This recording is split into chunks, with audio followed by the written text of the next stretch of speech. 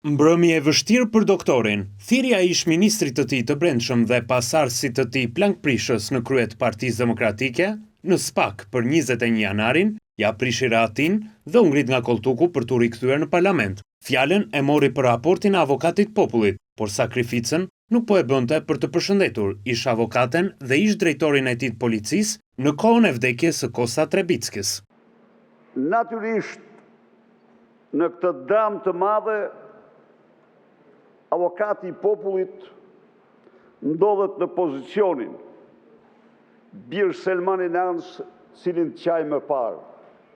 Po shpejt u kuptua se zimi i doktorit pas dite ishte për një gjë tjetër. Kishte shkuar për të zënë foltoren e sulmuar me urgjencë e tone të larta SPAK-un.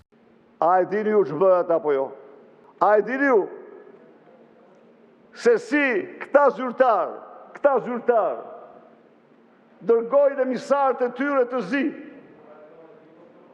dhe blejnë heqin dokumenta nga dosjet në skap për t'i bërë dosjet sterile.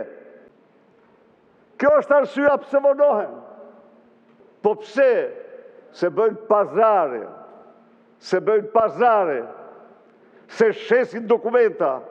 Këtë pseudo-reform korruptive batërdi, e cila u përdoret sot nga Edi Rama për të goditur kundërshtarët e tij. Por te 21 janari, vetëm Rama duket se nuk ka gisht, ndryshe procesi nuk do të ishte vonuar 15 vite. Atëherë kur doktori u duk se kishte fituar rehatin, tytën para drejtuar SPAK dhe paktet politike me mazhorancën pas, goditja erdhi ande nga nuk e priste, nga dy personazhe që në parlament i haroi, sepse mendonte se i kishte zhdukur, Lulzim Bashën nga skena politike e Altin Dumani nga drejtësia. Por ai e kishte një paralajmërim të fundit, veç drejtësisë flet edhe plumbi. Drejtësia 16 vjet në pritje është drejtësi që mungon.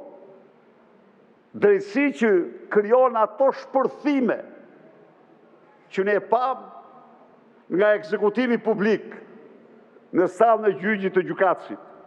Dhe e thënë nga kryeministri 21 janarit, kur vjen te plumbat, atë duhet ta marrim jo me shaka.